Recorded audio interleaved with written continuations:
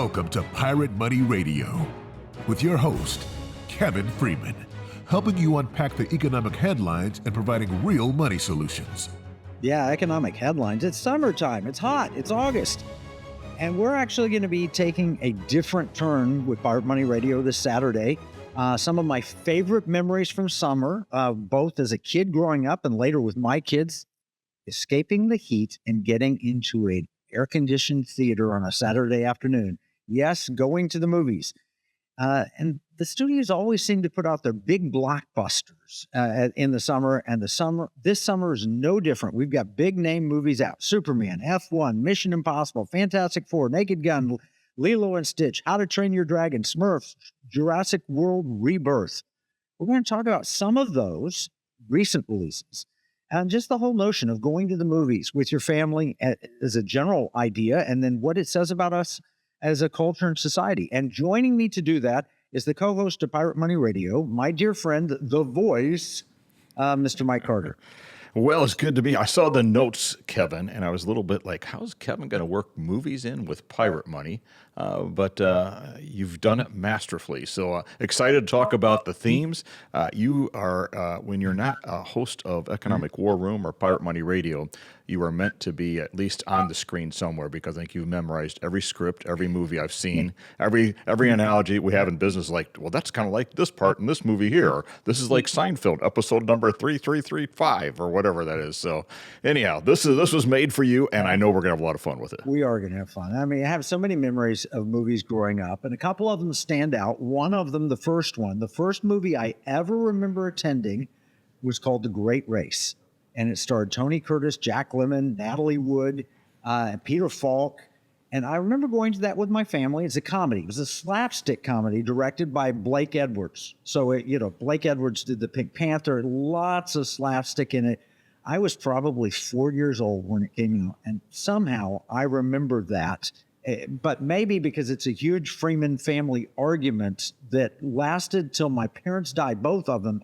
They would say we saw the movie at the Village Theater in Tulsa, and my brother and I were insistent that we saw it at the Bowman Twin Theater in Tulsa. Now think about that for a second. I mean, you were in Tulsa for quite a while. Bowman Twin meant it had two screens, and the Village only had the one screen. That was the big theater. A two-screen theater back then. Well, you just think about it. I mean, there wasn't theaters on every 5-mile radius like we have now back then. I mean, in the town I grew up, there was the Coronado that was built in the 1920s with all its extravagant artwork, and that's what they used for movies. And there was one other kind of dumpy theater. And then you started to see a little regional with multi-screens, maybe 5 screens. But it was a different era. A different era. Well, and they didn't have as many movies coming out as they do now. And then, of course, they didn't have streaming platforms and DVDs and VHS tapes and everything. So it was a big deal to go see one of the movies that came out. And this was a big deal. I mean, Tony Curtis is a big star and so forth. I also saw the original Peter Sellers Pink Panther movies. And as a little kid, I wanted to see James Bond and Clint Eastwood, but I was too young. My parents wouldn't let me go see those. I got to see one James Bond with my parents when I was a kid. And I remember one scene that was a little bit racy, and Mom kind of said, you don't need to pay attention to this. Yeah, close your eyes, turn away. It did caught my attention, I'll have to admit. Yeah, so. James Bond, it did get a little racy. When I was 14 years old, my dad took my brother and me to see the movie Midway. It was an amazing film, starred Charlton Heston and Henry Fonda. It was about World War II in the Pacific. And it was a big deal, as my dad thought I was old enough. So I just turning 14, and on the movie poster, I remember, and I found an old movie poster, it says, recommended adult entertainment.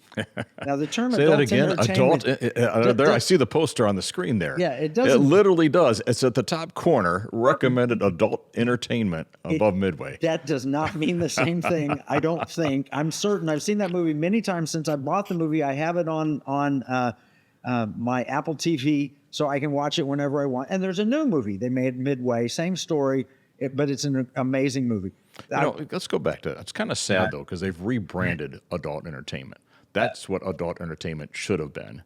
Now it's used to say, XXX, that's just adult entertainment. That's childish entertainment that only adults are allowed to watch. Yeah. It's foolishness and nonsense and sin. It's bad for us. But anyway, all right. Sorry to get you off track because now I see Star Wars up there, the movie of our youth. So I was 16 years old when Star Wars came out. So you're like a year behind me. And it was a big, big deal to see it because it was an action, it was an adventure. It was literally a cowboy epic set in space. Yeah. That's the way I saw it, right? It was huge throughout, themes everywhere. I think it was our homecoming theme in my freshman year.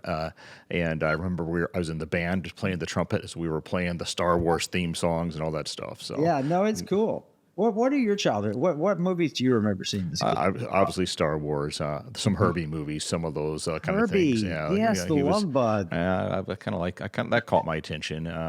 Jaws was one you mentioned already. I remember in junior high making a little leather keychain fob where I stamped the shark head on there or something like that at one point. So those themes picked up interesting throughout school. I mean, so it was a craft or something you'd build in shop class or something you do in band or whatever you do. But it did influence culture in a very light way back then. It's changed a lot today. Speaking of school, Jaws came out in 1975. I was not initially allowed to see it.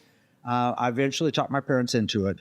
But our class, our economics class, there were two rival economics classes, and my dad, the stockbroker, went and spoke to him, and they said, hey, let's buy a share of stock, and we'll all split it as a class. And so we had a competition. The other class picked Coca-Cola for the summer, and they were going to hold it over the summer and then see how much money they made and divide the proceeds.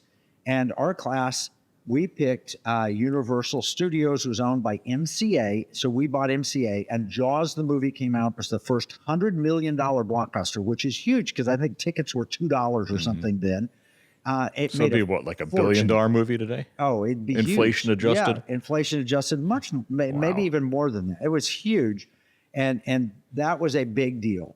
The average ticket price, actually, in 1975, I got it right here, was $2.03. So, wow.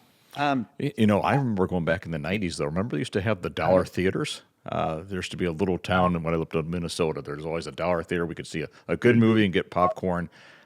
That's gone, like with the dollar stores. Yeah, Marty and I, in early dates, when we were first married and first moved to Texas, there was a dollar theater in Grapevine we would drive to.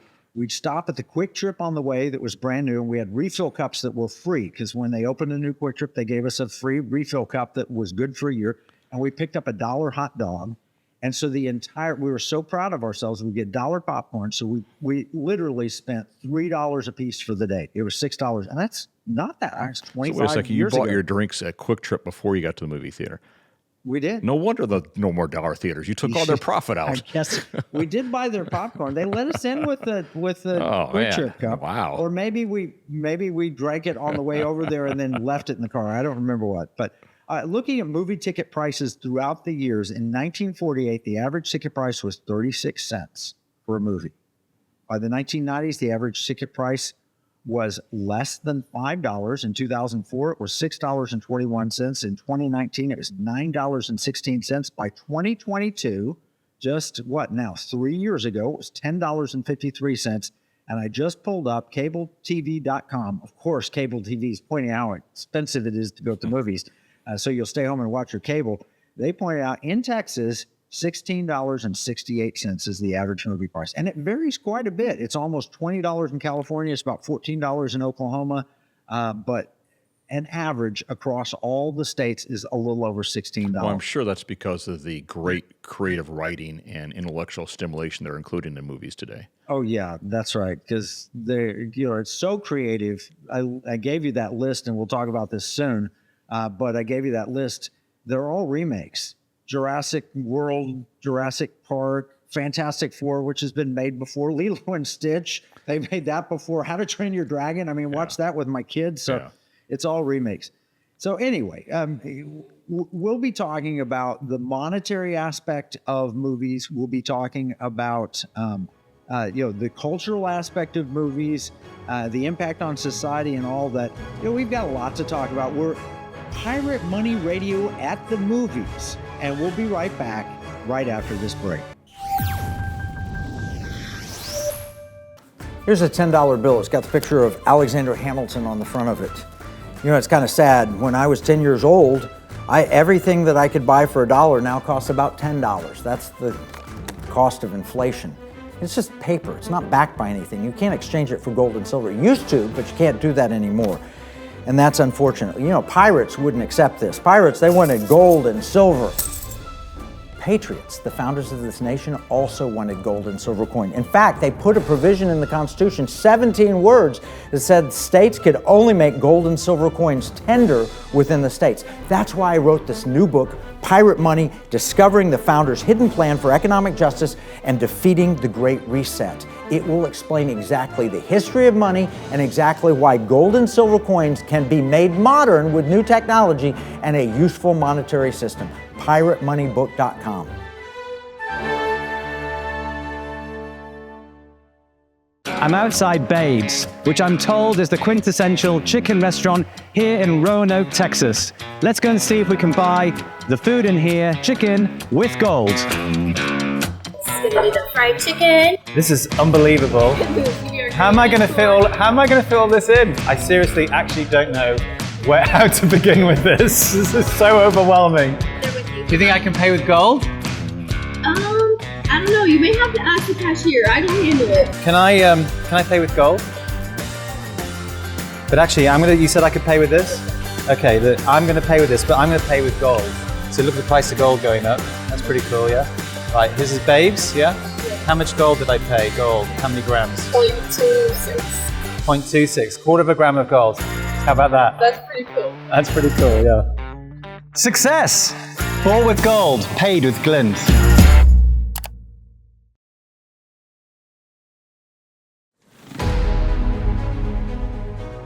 Welcome back to Pirate Money Radio with your host, Kevin Freeman. Yeah, I'm here with the great Mike Carter, and we're talking about taking families to movies and how much it costs these days. The average ticket price is about $16, which means a family of four, right there just for the movie ticket, you're talking $64. I mean, that's a little crazy. I remember those dollar theater days, and I remember $5 tickets. Yeah. Well, we went and saw the movie this weekend. Of course, I'm always looking for the value. So I look up there at the popcorn and the soda for $18. I'm like, I'm not going to spend that. We go sit down. It's like, I bet I can go back and I'll find a hack. So I'm like, I'm going to find a kid's meal and I'll get that. We'll go back out there and I was like, okay, kids' popcorn was $9. The drink was $6. I'm like, there's not even a way around the system. So no, you got to take a I mortgage. did nothing because I already spent for myself, my wife, and my daughter was with us at the time. $50 just for the movie, and like another $50 just to eat the popcorn and the drink. That's a commitment. And movies have really graduated. Now you can go to movie theaters where they will serve you full meals in your seat, and they'll bring them to you. You push a little button. So what we've started doing just to say, because the drink is like $9. Like I said, to save a little money, we carry those water drops. I'll carry them in my pocket, the flavors, and we'll just get water. And water is still free unless you get the bottle. But if you get a cup of water and ice, it's still free. And so we at least save a little bit of money that way. But it can easily run $100 to take a family of four to dinner and a movie or more. Or more. I mean, it could be $150, depending on the movie and depending on what you order. I mean, if you get the hot dog, I guess it could be a little less. But if you get the full meals, they're good. The food's pretty good. Yeah. I've not done much of the meals. I usually, again, the value side of me is like, let's eat out somewhere nice before that, and then we'll go to the movie.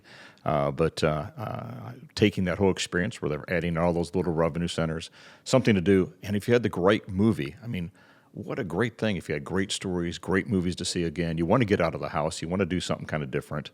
But typically the movies have been somewhat of a letdown. There's been a few winners this year, but a lot of them, they're just like, I'm just waiting until it streams. Yeah, no, I hear you. And, the issue is money. It really does come down to Hollywood's trying to get their $1 billion, and then there's Hollywood accounting and everything.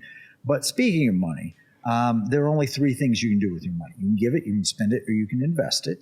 Here at Pirate Money Radio, we work to explain solutions that support all three areas that promote liberty, security, and values. Patriot Mobile, a mobile phone company, supports the Pirate Money Radio program. Patriot Mobile uses U.S. carriers, including AT&T, Verizon, and T-Mobile, and operates on both Apple and Android phones. More information about the Economic War Room and Patriot Mobile is available at piratemoneyradio.com/AFR. That's piratemoneyradio.com/AFR. And we're talking about movies and going to the movies. Have you seen The Dreamscape at North Park Mall in Dallas? Do you know what I'm talking about there? I've not. I've heard something about that. And there's also some extra special effects or something like that. It is an Indiana Jones style movie. They have 3 movies: Alien Zoo, The Blue, and The Curse of the Lost Pearl, which is an Indiana Jones style movie. You buy a ticket and you're literally in the movie. I mean, it's surrounded. You see all the stuff. It's 3D experience, and you're a part of it. It's not a long movie, but it is very interesting because now you feel like you have to solve the problem, figure out the clues, and it goes different ways depending on how you respond. It's pretty cool. So you're in your own, like just your family, or there's a whole audience involved in this thing? Well, no, there's probably 8 people maybe. Okay. And you suit up, and like if they did a Ghostbusters takeoff, you would put the thing on and you'd have a little laser gun or whatever. Creative. Yeah, no, it's very creative. All right, so we're talking about movies, and we're talking about them for 3 reasons. 3 things I want to cover today. What movies tell us about our world and our culture right now. Number 2, how movies have been weaponized to shift culture. And number 3, how can we plant a seed and use movies to expand a biblical worldview? Now, let's start with what movies can tell us about culture at any point in history. I mean, I used to do this in the stock market. You remember when I had that newsletter, The Absolutely. Personal Capitalist? Yep. We used to gauge the popularity of movies to determine the mood of America. And this is built on a friend of mine. He's passed away, but his name is Bill Doty. And Bill Doty would write about how movies told you what the culture was feeling, and that told you how the stock market was going to perform. And in the 1970s, the top movies, they looked up some of the top movies from the 1970s. Here's a list: Earthquake, The Towering Inferno, Clockwork Orange, Godfather, Apocalypse Now, One Flew Over the Cuckoo's Nest, Taxi Driver, Alien, The Exorcist, The French Connection. These are not your most uplifting, family-friendly choices. I know why I missed a lot of movies in the days of my youth. There just weren't that many.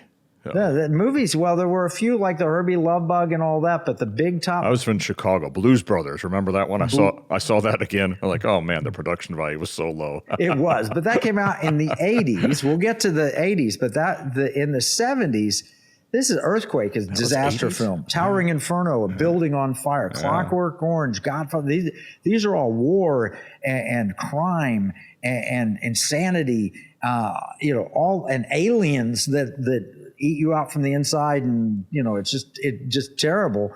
The only one standout really in the 70s was Star Wars. Yeah. And it was rightly dubbed A New Hope. It was number 4 in the series. We didn't know it then. It was a standalone movie at that point. And it was supposedly a signal that times were going to get better. So Bill Doty looked at Star Wars and said, we're going to see a turnaround. That came out in 1977.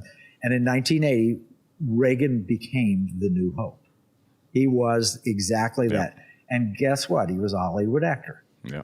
So movies were accurate in the 70s. What about the 1980s? Yeah, I don't have my timelines. They all seem like days of my youth right now. So Blues Brothers was 80s, huh? Okay. Blues Brothers. What else did we have in the 80s? Back to the Future. Oh, that was a good one. E.T. Yeah. Blues Brothers, Ghostbusters, Top Gun, 3 Men and a Baby. Gun. Love that one. Crocodile Dundee. The original Michael Keaton Batman, Honey, I Shrunk the Kids, Karate Kid, Little Mermaid. Those were big winner movies in the 1980s. Now, they seem more hopeful, right? Upbeat. Top Gun was a standout, resulted in huge military enlistment during the Reagan era. So I want to compare and contrast. Exorcist in 1973, which was about demonic activity, bad, depressing, so forth. What was the 80s version of it? Ghostbusters. We're going to get in and take out them ghosts. That was the right approach compared to the Exorcist was just flat out evil. I mean, that was like, I never watched that, would not watch it. It just was, I was going to pull up the movie poster and put it in the show notes, and it was so disgusting and demonic looking, I decided I'm not even putting it. I was going to put that comparison, Exorcist to Ghostbusters, right? So one of them is we triumph over evil, and the other one was, evil is just that powerful and that prevalent. Second one, comparison, do you remember the original Alien with Sigourney Weaver, right? Mm-hmm. which was down and dark and depressing. So what's an alien look like in the 1980s? It looks like E.T. Yes. Phone home. Quite E.T. a difference, yes. Yeah. Yes. No, do you see? So you can see the contrast. All right. I admit it. I've seen a lot of these movies. I watched them very closely. I wrote about the stock market as a kid. I was writing about the stock market and studying this and comparing the things. But the 1970s were terrible for stocks, and the 1980s were much better for stocks. And so the movies reflected the sentiment that we had. So here's something to think about. The movies now, I think they're more hopeful than 1970s. But do you notice anything about our list? I mentioned Superman, F1, Mission Impossible. Not a whole lot of creativity. It's like, how do we repurpose what we've created before that was successful? It is exactly. I mean, Superman's complete remake. F1 is pretty much, it's the one that's unique there, but we were talking about this earlier. It reminds me so much of Ford versus Ferrari, except it's not a true story, and it's Formula One racing. But essentially, you just pull out Matt Damon, who's the main character. He's older and he loves racing and he's going back to it, even though his doctor told him he shouldn't. And you substitute Brad Pitt. And they turn out to be friends and kind of substitute for one another in the movies anyway, right? So there's that. But Mission Impossible, that's been going on for decades. Yeah, the last one was probably the best ever. But to your point, you had to see the sequel before that for it to make sense. Yeah, you need to see the one that they put out, and there was such a long gap between. I don't know if it was because of COVID or whatever, but we waited years between the first part and the second part. And if you watch them both together, fantastic. A great movie, but last I heard on that one's not even making money potentially due to Hollywood accounting on Mission Impossible. So, your idea here, I kind of see what movies to relate to economics. Are you saying that Trump needs to just start a whole new movie business out there to fix the economy? Somebody needs to start a movie business to help fix the economy, and we need to get more creativity. People like going to theaters, but they just haven't. They've gotten out of the habit because of streaming and things like that, and also Lilo and Stitch at the theater. Well, I took my kids to see that 20 years ago. Or whatever, Lilo and Stitch and How to Train Your Dragon. How many years is that? 15 years since that? I don't know how many. I never saw that.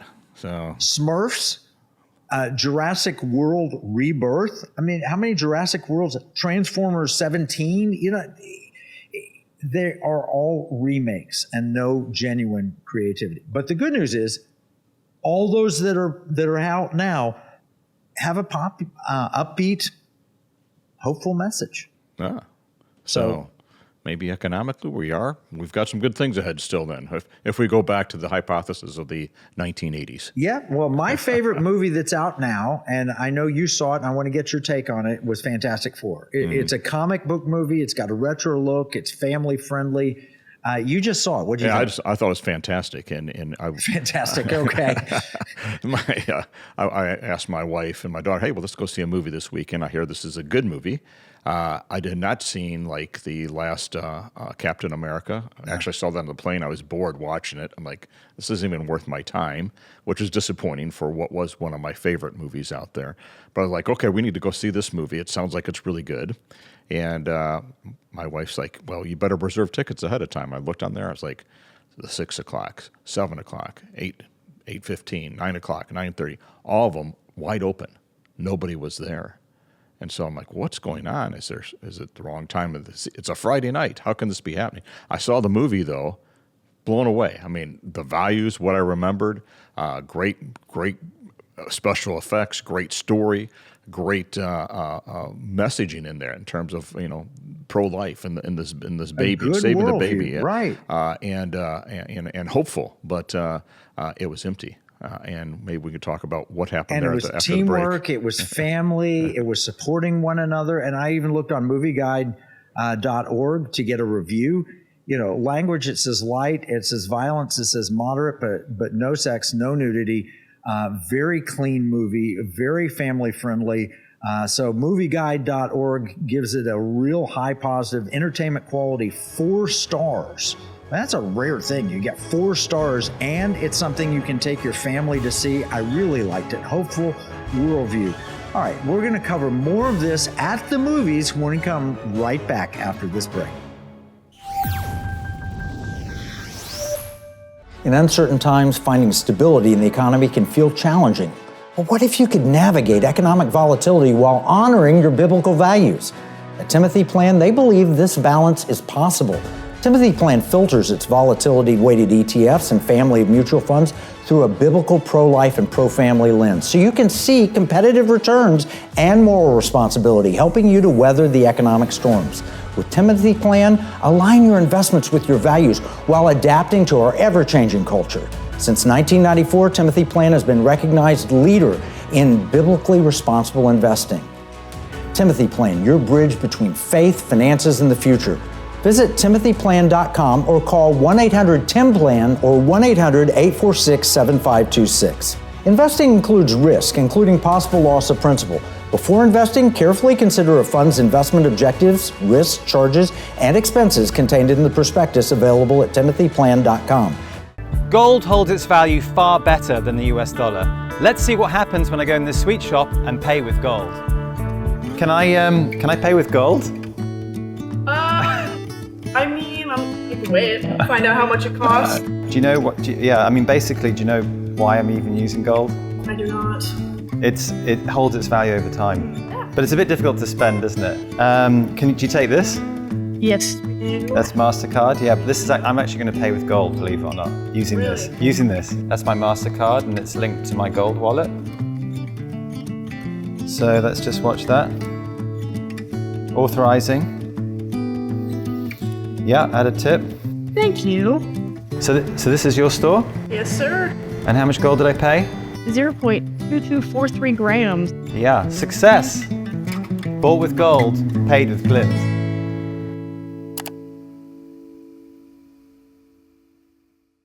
Pirate Money Radio, helping you give, spend, and invest in ways that align with liberty, security, and values. Welcome back with your host, Kevin Freeman. Yeah, I'm joined by Mike Carter, and we're just discussing the Fantastic Four First Steps, which is a really family-friendly movie. It's the best Marvel movie I've seen, except maybe I like some of the Spider-Man. But after Endgame, Marvel movies either got dark or ridiculous or woke. Yeah.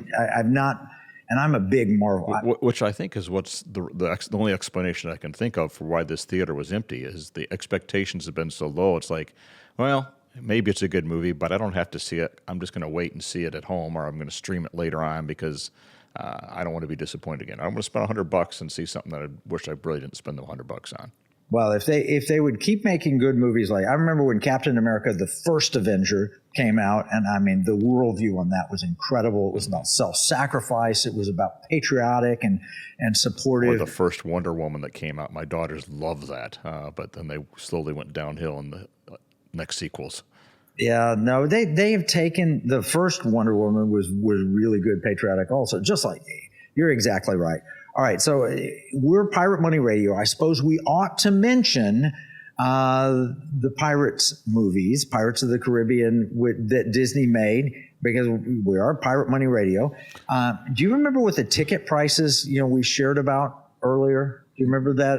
In 1985, a ticket cost $2.69. Yeah, which blew me away just thinking about that. I mean, everything's completely different world now. And a ticket now is about $16, right? $16, $17. All right. Here's something interesting. I priced the movie ticket in gold in 1985. So you're going out to see Back to the Future, let's say, and you would have paid 1/200th of an ounce of gold. So you'd take an ounce of gold and divide it in 200 pieces, and 1/200th of an ounce would buy you a movie ticket for $2.69 in 1985. Today, 1/200th of an ounce of gold is worth $17. Wow. That's enough to buy an average movie ticket. So transactional gold is kind of taking us back to the future. Exactly. We can hold on to our store of value.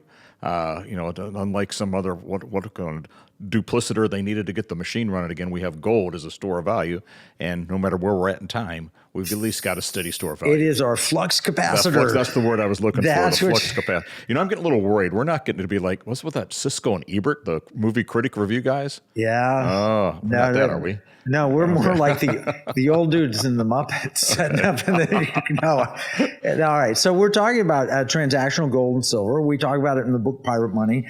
People could hold their money in gold as an option or silver and spend it with a debit card under state authority. And you can learn more about this at transactionalgold.com. But if you put your money in gold in 1985, it'd still be enough to buy a movie ticket today at the same price as 1985. And there's a company in England that learned about what we're doing, and they wanted to sponsor our efforts. The CEO, Jason Cousins, flew over here and met with us, and he's traveled with us. He's a really neat guy. So let me read. I've got a sponsor note here. Support for this program comes from Glint, a financial technology service offering a debit card and mobile app that enables users to access their gold holdings for everyday purchases. So you can buy a movie ticket. With Glint, users maintain ownership of allocated physical gold, which is stored in the managed vault. At the time of transaction, gold is sold in real time to cover the purchase amount in local currency. Glint offers an alternative way to store and use the value, combining gold and silver with modern payment infrastructure. Glint clients can monitor their gold balance, view transaction history, and manage their account through the Glint app available on major mobile platforms. More details about how vaulted physical gold can be used as money are available at glintpay.com/gold247. That's glintpay.com/gold247. Glint providing access to gold for modern spending. So we can go today as Glint users, and we can buy our movie tickets, and they won't cost any more to us in real money. And we can do that 24/7. You know, any time of day, I can spend that gold and silver. So that's amazing. I was talking to someone the other day, and they're like, "Well, how is this going to work? Because they're going to know what the value of the gold is at. You know, at the end of the day, it's going to be different than what they paid for." It's like, no, it's instantaneous. They look at the spot price at the time of that transaction, sell your gold, convert it to dollars, and pay that retailer. Now, full disclosure and fair warning: when you do make money with your gold in Glint compared to the U.S. dollar, then you may owe some taxes on it, capital gains taxes. We're working on that, people. There will be more to come. Just stay tuned to this program week in and week out. We'll give you updates on the progress that we're making. All right, so that's point number one. So, but you're saying if I'm fortunate enough to make a gain, I might have to pay some taxes on that at the end of the year if I spend that gold. Yeah, well, let's say you spend it for a $17 movie ticket, and you had $15 worth of gains. You're going to have to pay about $4 in taxes, but that's still better than paying the full $17. You'll pay $4 in taxes plus the original $2 that you put into gold, $250 in gold. So it brings your movie ticket price down to about $650 in US dollar terms, but you still have that tax. We're going to get rid of that tax. We're going to find a way to get rid of that tax. All right, so the first point was that movies tell us something about our world and culture today. The second point is movies have been weaponized to shift our culture. Sometimes maybe favorably. You might like this first example I'm going to use, but there are some bad examples. And I go back to Top Gun. It's 1986, I guess. And here's Washington Post article, Top Gun brought to you by the U.S. military. It's unlikely the film could have gotten made without the Pentagon's considerable support. A single F-14 Tomcat cost about $38 million, and the total budget for Top Gun was $15 million. So the U.S. Department of Defense helped fund that. In exchange for DoD backing, the producers agreed to let the department make changes to the script.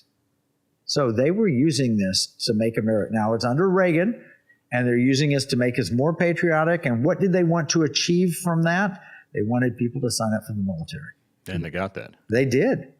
It became cool again. And you see those fighter jets and what they're doing. And I don't know, I've always had the need for speed, I guess, as they say. And I always thought, wow, what a cool position that would be. I didn't have the 20/20 vision to pull that off, or I might have considered that at the time. You would have been great. You would have been great. You've got the calm demeanor. You could have handled it. And you've got the skill set. I've seen you drive, so you would have been great. Well, I did get a chance to go to Miramar, the facility. We had an event. We did a VIP event for some folks in my development days. And so we got to go to the bar where that was filmed. We got to go look inside the fighter jets, crawl up the ladder, looked inside them, and I saw those little tiny seats that they sit in. Yeah. And I'm like, that's pretty cramped quarters in there. Did they take you and give you the chance to lose your lunch, so to speak? No, we didn't. We didn't quite get that done. Although while at the time they made it very clear they needed more money in the military because they didn't have enough fighter jets working out there, and they were still using. This was in the early 2000s, actually about mid 2009, 2010. They were still using 8mm cameras in the fighter jets to take pictures of things. So we've got to make sure national security is economic security. We've got to make sure those things are taken care of. Movies like this make a difference. I'm glad it's working. We knew 2 Top Gun style pilots, one Killer Quast, Lieutenant General Stephen Quast, is a good friend of Pirate Money Radio and Economic War Room. And the other one is Ed Rush, Marine Top Gun pilot. His call sign was Head. Yeah. So his Head Rush. Anyway, so Top Gun was used by our military to increase, here, I'll just read. The film conquered the box office as well as the hearts and minds of young Americans. Following its release, applications to become naval aviators reportedly jumped by 500%. To capitalize on the craze, some enterprising Navy recruiters even set up stands outside the theaters. That's pretty smart. That is. But, Top Gun Maverick exposed an entirely different means of co-opting and using Hollywood to control people. And that was when they came out with the first ads for Top Gun Maverick. Tom Cruise's character did not have a Taiwan patch on his sleeve, even though he should have had a Taiwan patch on his sleeve. Why? Because China had interfered and told Hollywood, nope, Taiwan doesn't exist. It's a colony of China, and it's a big deal to them. You put it in your airline magazine, and they'll boycott your airline. So they threatened to boycott. We covered that in Economic War Room at the time. And the good news is they changed. They did. Top Gun Maverick brings back the Taiwan flag after the controversy, but guess what? They wouldn't even show it in China. Mm-hmm. They lost all the Chinese box office. Here's another example. So we have example of China doing that. In the Middle East, we have examples where the script has to be changed because it can't be a terrorist from the Middle East. It generally turns out to be a Russian terrorist, right? Those are safe enemies. You gotta hate Russia because Russia colluded with Trump, which is not at all true. And I just interviewed John Solomon.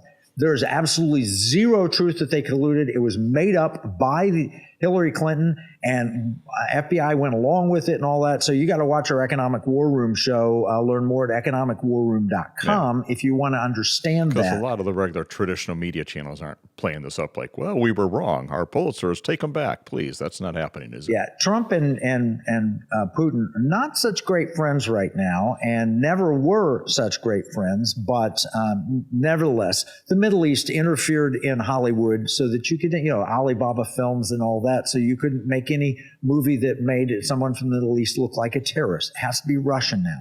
And then, of course, we have this one, the LGBTQ movement that influenced, they literally took over Disney. And so here it is, September 18th, 2024. Executives blame Disney massive Lightyear bomb on LGBTQ inclusion per report. They made a movie that had a gay couple in it on purpose, put it into the movie Lightyear, despite the fact that it was Toy Story's most beloved hero, despite the fact that Chris Evans, who played Captain America, voiced Buzz Lightyear. They went away from Tim Allen.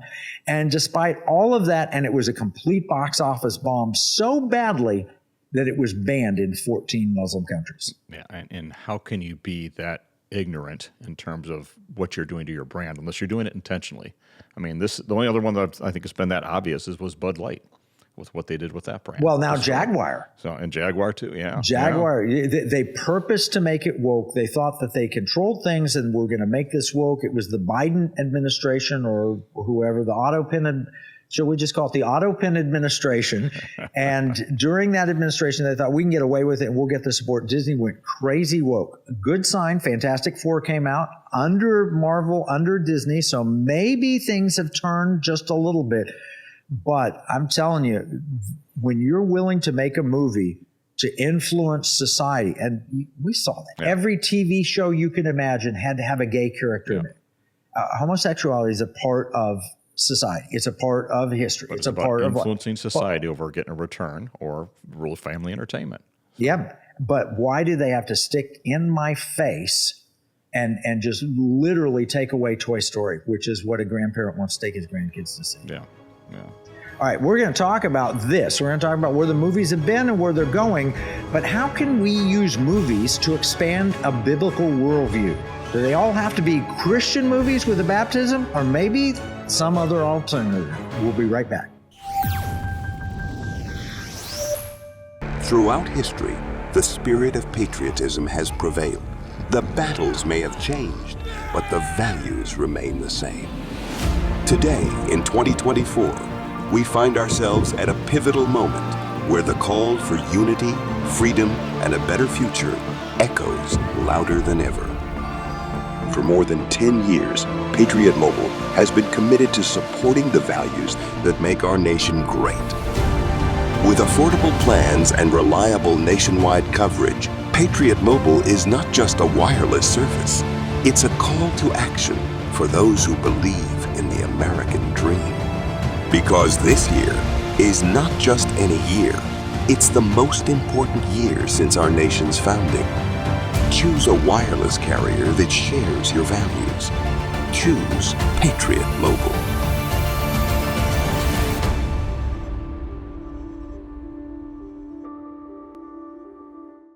Washington said paper money opens the door to every species of fraud and injustice.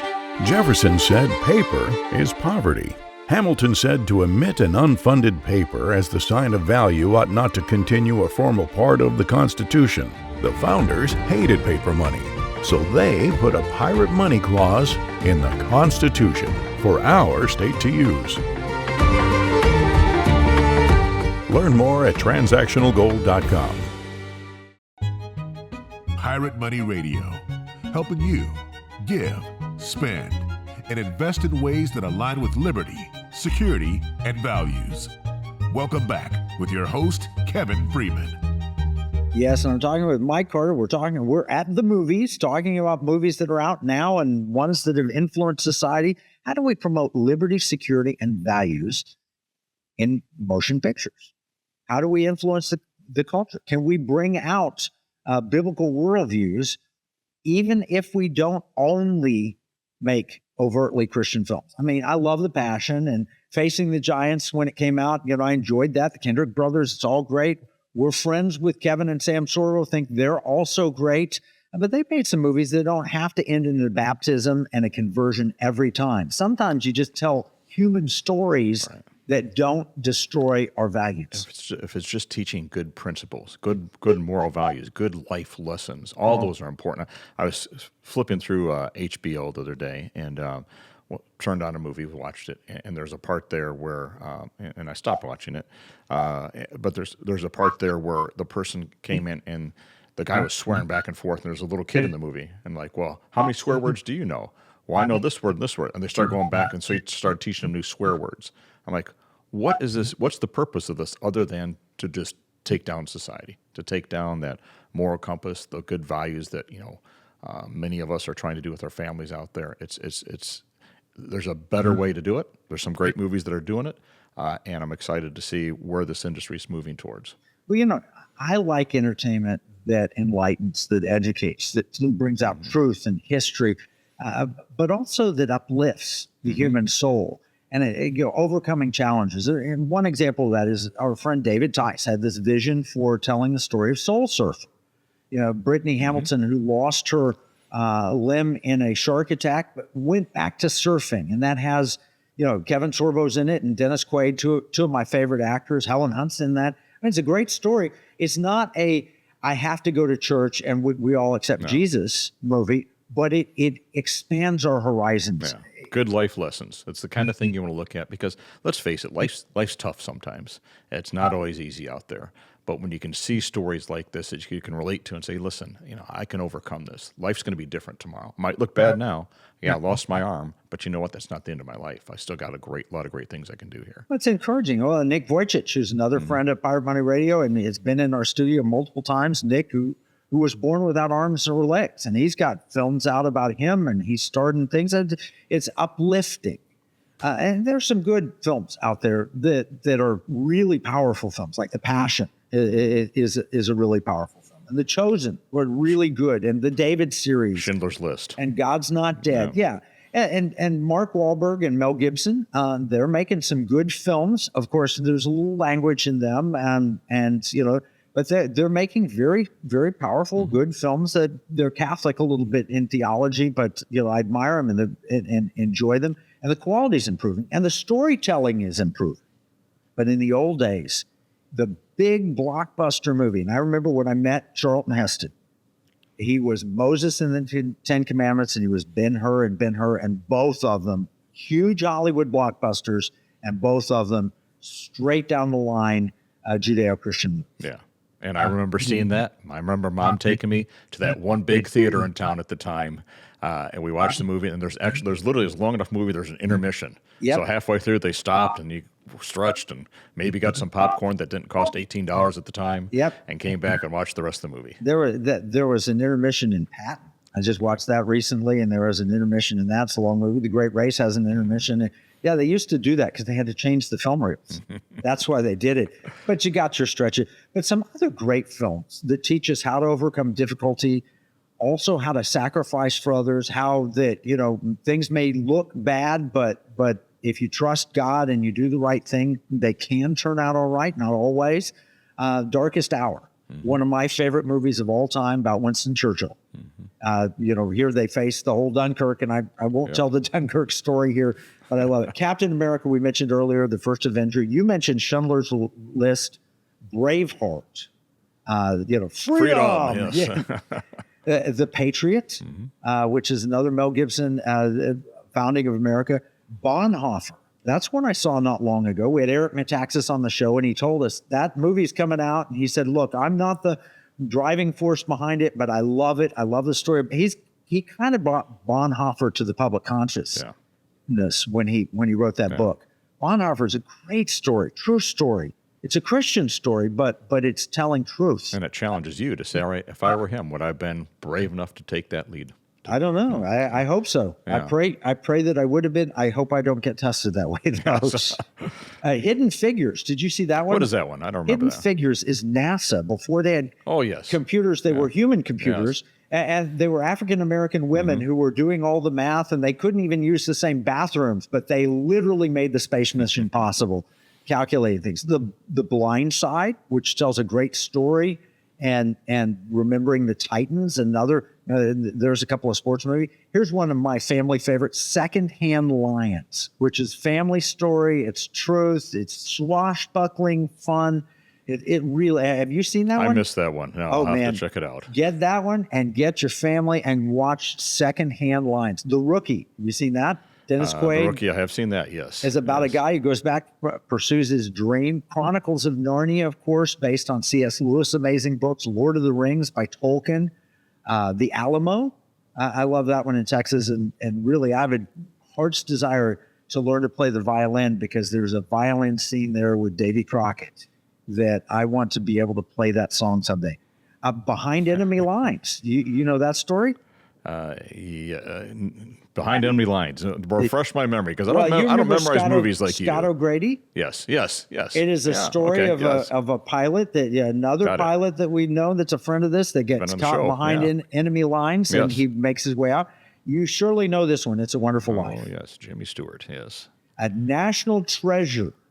That's a great story of American history. Fun. It's a Disney, back when they made great Disney movies. In fact, National Treasure 2 has a scene where the president is having his birthday party at Mount Vernon, and I'm about to go to be with Dr. Carson for his birthday party. He's done this now. This will be the third time I get to MC his birthday party. You've done that multiple times now. Yes, we've had President Trump as one of the keynote speakers, and Governor Sanders is a keynote speaker, and Newt Gingrich, Speaker Gingrich, is a keynote speaker. But they do a big fireworks at the end, and it's just like the National Treasure 2 movie, which is fun. I noticed, though, that President Trump showed up for the one we had at Bedminster, but did not show up for the one that was at Mount Vernon. I wonder if he was worried Nicolas Cage would show up. Did you remember National Treasure 2? You want to know where the secret passages were. Yeah, secret passage, yep. The Reagan movie we talked about on this show. We had actually an interview with John Voight about the Reagan. All of these are uplifting, good shows. The Parent Trap, Seabiscuit, Wonder Woman you mentioned earlier. And there's one, and kind of sparked this idea Marnie said, hey, this week at church, can we go with our friends? They go to Life Church, and they're doing At the Movies, where Pastor Craig Marshall takes a current movie that's out.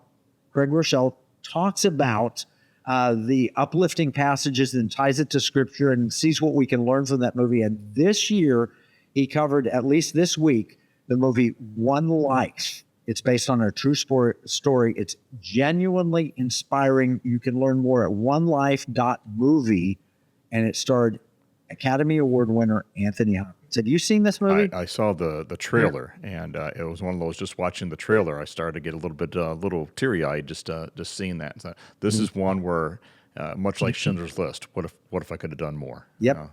It's based on the book, if it's not impossible. The Life of Sir Nicholas Winton by Barbara Winton. One Life tells the incredible, emotional, true story of Nicholas Nicky Winton, a young London broker who visits Prague in December 1938. In a race against time, he convinces Trevor Chadwick and Doreen Warner of the British Committee for Refugees in Czechoslovakia to rescue hundreds of predominantly Jewish children before Nazi occupation closes the borders. 50 years later, he's haunted by the fate of the children he wasn't able to bring safely to England. It's not until the BBC show That's Life reintroduces him to some of those he helped rescue that he finally begins to come to terms with the guilt and the grief that he carried his entire life, all while skyrocketing from anonymity to a national hero. It's so inspiring. It's powerful. Yeah, I want to see that. I haven't seen it, but just that message there is powerful. I think it's on Netflix now. You can go look to see if it is, but it's a movie that inspires. Mm-hmm. It absolutely encourages, it educates, it tells us history, it entertains, and you realize the Holocaust and the cost to the world of disregarding human life is so incredible. And you think about that and the pro-life issue with abortions and the cost. We're seeing economic costs from disregarding life, and then failing to take care of the elderly and putting that, and then recently when you disregard life, you have things like this. Did you see that they are taking organ transplants from living patients, even in America hospitals? Well, he's not quite dead. I've not heard that. No, it's a real thing that's out there. That's happening here. Yeah, no, it's like I'm not dead yet, from another movie that, I will not admit or I will not say whether I did or did not see Monty Python and the Holy Grail, but there's a scene in it where I'm not dead yet, but literally in the news, I hate to bring it up, look it up. If you disregard life in culture and in movies, then there will be a disregard for life. Well, this organ we could make a little money off of it. Somebody needs it. They're not quite dead, but they're almost dead. So we'll go ahead and take it anyway. In China, they're doing live organ harvesting from dissidents. In America, if you were listed, there have been people who've had their organs removed before they passed away. It's frightening. Well, what I did hear is there's good movies coming out, and maybe that means there's hope on the horizon economically, and there needs to be a whole lot more good movies. There do. Now, do I get to eat some of this popcorn? Yeah, you can eat the popcorn. Okay. We're done. Questions, comments, you can email us at afr@piratemoneyradio.com, and you should pray. Pray for America. Pray for Hollywood to return to God's principles, and in doing so, bring His protection. Pray for us to be faithful. Well, Pirate Money has a role, and you listeners have a part to play. Listen wherever you get podcasts. This is Kevin Freeman, joined by Mike Carter for Pirate Money Radio.